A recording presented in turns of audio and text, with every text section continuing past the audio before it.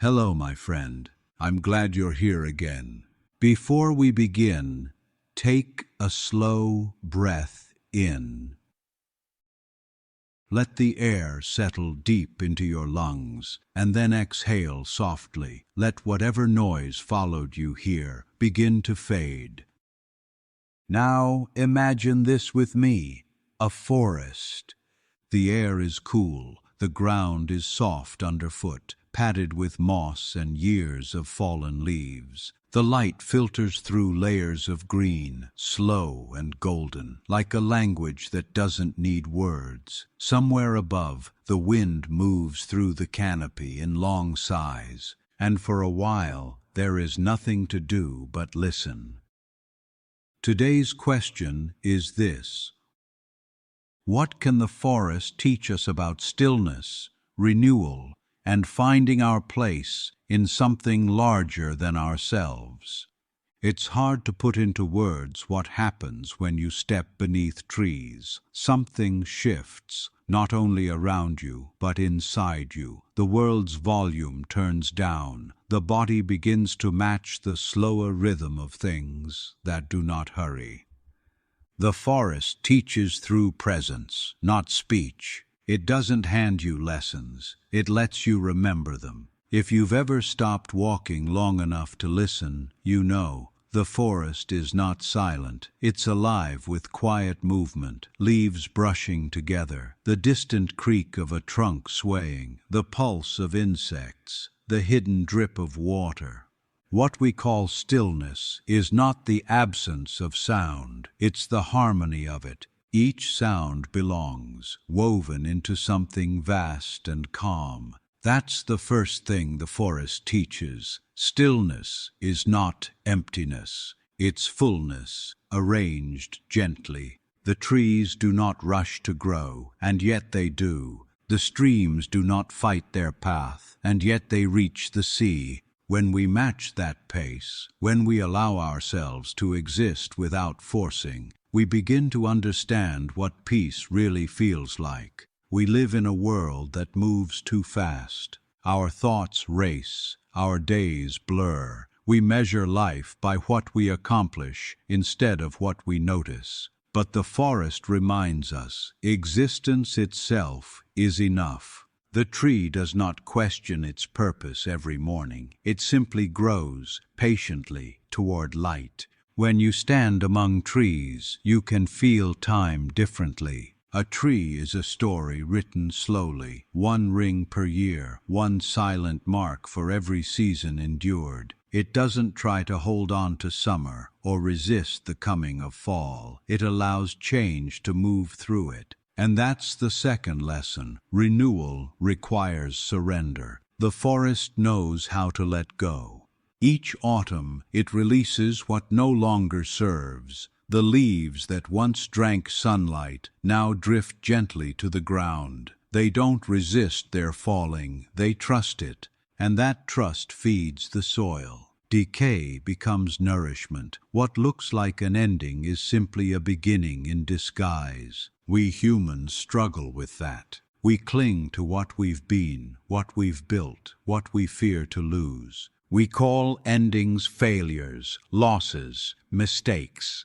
But in the forest, there are no failures, only transformations. The fallen branch becomes home for moss. The dead tree feeds mushrooms that rise like small lanterns in the dark. Nothing is wasted, nothing is left behind. If we learn to live like that, perhaps we would worry less about breaking. Perhaps we'd see that our own falling apart, our mistakes, our pauses, our rest, are part of the rhythm too.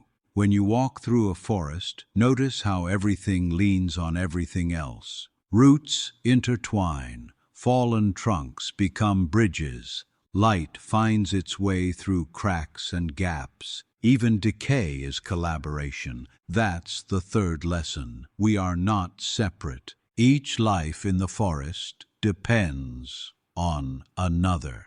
The tree breathes out what we breathe in. The soil holds the memory of rain. Everything feeds, holds, shelters something else. And you, standing there between trunks, are part of that system. Your breathing, your warmth, your presence, they all belong here. The forest does not ask you to prove your worth before it welcomes you. It accepts you instantly, without measure, because belonging is not earned in nature, it's remembered. When was the last time you felt small in a way that felt right? The forest gives you that. It humbles you without diminishing you. You realize that the world will continue without your urgency, yet somehow that doesn't make you irrelevant. It makes you free. In the forest, time expands. You begin to see how patient life can be, how strong gentleness truly is. The trees stand not because they resist the wind, but because they know how to bend with it. That's a kind of wisdom we forget. Strength doesn't always mean holding firm. Sometimes it means swaying and returning. If you look closely at an old tree, you'll see scars, places where lightning struck, where bark healed unevenly, where time carved its evidence. But those scars don't ruin the tree. They are proof that it has lived through storms and remained. It doesn't hide them. It carries them with quiet dignity. Maybe we could learn from that too, how to wear our own scars as records of endurance, not marks of failure.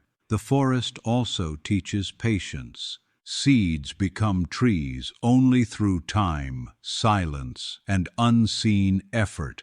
There is no instant growth, no shortcut. Everything that lasts is built in layers, root by root, ring by ring, moment by moment. In a way, walking through a forest is like walking through time itself. You pass saplings beside giants, beginnings beside histories, and somehow they coexist peacefully. No one tree hurries another. No one competes for the light that will come again tomorrow. That's the fourth lesson. There is enough. Enough light, enough space, enough chance to grow. The forest doesn't hoard, it shares. Maybe that's why so many of us seek forests when we feel lost. We go not to escape life, but to remember it. To remember that rest is not laziness, that stillness is not stagnation, that growth is happening, even when it's invisible. The forest carries no clocks, no deadlines. It breathes in cycles, dusk, dawn, rain, sun. Every ending folds quietly into a beginning. If you stay long enough, you can almost feel that rhythm enter your own body. A deeper heartbeat, aligning with the earth. And then something shifts. The anxiety that once buzzed at the edge of your thoughts begins to slow. You realize you are safe. You realize you belong. You realize that nothing in this forest needs to be earned. Not your worth, not your space, not your right to exist. Standing there, you may suddenly understand that you too are part of something larger, something that doesn't measure you by success, but by presence, something that asks not for perfection, but for participation. That's what the forest reminds us. We are not alone, we are not apart, we are not mistakes in an otherwise harmonious world. We are one small, beating note in a vast, ongoing song. And when we leave the forest, its rhythm doesn't leave us. It follows quietly, in the way we walk, the way we breathe, the way we listen. We start to notice the smaller forests that exist everywhere. The sound of rain, the shape of shadows, the stillness between breaths. The forest lives within us as much as we live within it. Every time we slow down, we return. Every time we let go, we root deeper. Every time we remember to be gentle, the forest in us grows stronger. So, when life feels chaotic again, when the noise returns and the horizon calls you to chase what's next, pause for a moment. Close your eyes. Picture the light filtering through leaves. Remember that stillness isn't a place you go to. It's a rhythm you can return to, anywhere, anytime. You don't need to stand among trees to find that peace.